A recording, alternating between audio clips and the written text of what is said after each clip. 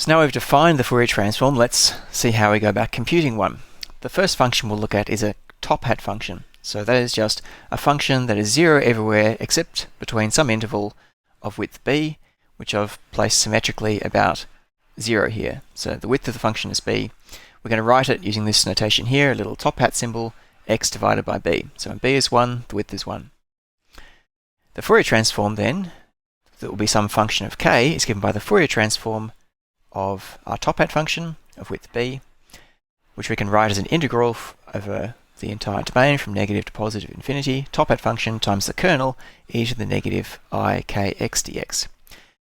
Now we can simplify this integral a lot because this function here is 0 everywhere except the interval negative b to plus b. So we can change the limits of this integral to just being from negative to positive b on 2, and in that interval the height of the function is just 1, so there's a 1 here, multiplying our kernel e to the negative I k x dx. This is just the integral of an exponential, because negative I k is a constant, x is our variable, so the integral looks like this, which we can expand to give a sine function. The difference of these two exponentials here and the factor of I out the front give us a sine function.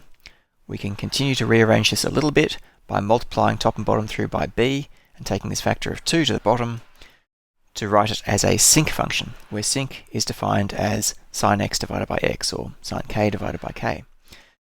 So the Fourier transform of Tophat is a sinc function.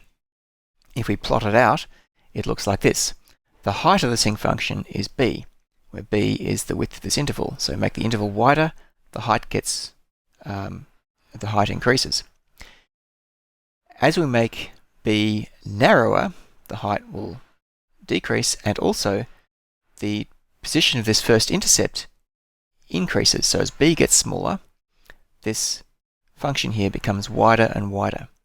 And this is a common thread with Fourier transforms. We'll see this every time we do a Fourier transform of some function, with it sort of peaks over some finite domain. The narrower the function in x, the wider the Fourier transform in k. Or if this were time, the narrower the function in time, the wider the Fourier transform in omega. And this is actually telling us something kind of physical. And that is, if you have a function that changes rapidly, goes up and then down rapidly, to capture that behavior, you need to have higher frequency components. You need to have a wider range of frequencies in your Fourier transform. So a function that is narrow, that ascends and descends quickly, becomes wider in Fourier space to give you these higher frequencies that model this behavior. So this is the Fourier transform of a Tophat. It's also interesting to compare this to the Fourier series, which is very closely related. So here then is a Fourier series for the Tophat function. In this case, we've got a Tophat function of width 1 and height 1. And we're going to use as our domain this length L. Now L has to be bigger than the width of the Tophat function, but we can make it much, much bigger. We can let L tend towards infinity. So the Tophat function becomes just a little blip in this landscape over L, which is otherwise all 0. This is the Fourier series for this function over the domain L. And what we can see is that if we look at the frequencies involved here, these cosine of x functions, then this term here must be the spatial frequency. And as we make L very, very large, then the frequencies decrease for a given m. So for m equaled 1, for example, as we make L very, very large, then the frequency here must also then become very, very small. The terms here are the coefficients, so these are the terms am.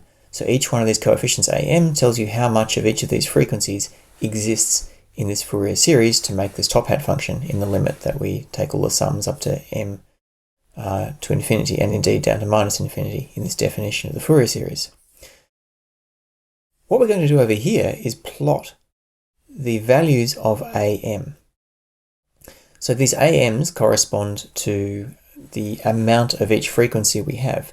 So when we look at a Fourier transform, the continuous function is in frequency space and tells you how much of each frequency exists in your Fourier transform for a given function that existed in the real domain. Here we've got a discrete situation. So there's a certain amount of the zero frequency here, and this is the amount of the frequency corresponding to m equal to 1, m equal to 2, m equal to -1, m equal to -2, and so on.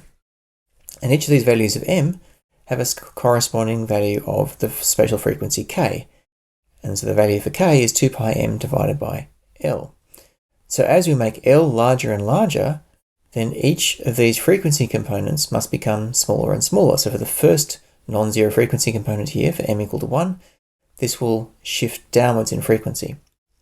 And what will happen is we end up with more and more points in this plot, like so. So to increase L, if we plot this over the same frequency domain, so we're plotting from -30 to +30, we have many, many more points in the case where we write the sum over a larger and larger domain L. So we've increased it from 2 to 20, and we can see now we've got many, many points. If we keep increasing this, we end up with essentially a continuous function. The component at each k value has not changed. So at k equal to 30 over here, that value there is not changed, but the m value required to reach it has changed a lot, because as we've changed as we've changed L to reach the same frequency, we must increase m to get the same frequency here in the sum. And you can see that these coefficients am do follow a sinc function. Well, it's a sinc function multiplied by 1 on L, which is like a normalization factor that exists in the Fourier series that goes away in the Fourier transform when we move from series to transform. If you follow it closely, you can see where this factor of L goes. But nevertheless, from a qualitative sense, and this is really supposed to be a qualitative description, we can see that the frequency components in the Fourier series follow a sinc function just in the way that the frequency components in the Fourier transform also follow a sinc function. So this is not supposed to be some sort of rigorous thing. It's just a way of showing you that the way that a function behaves as a Fourier series or a Fourier transform corresponds in the way that you would expect.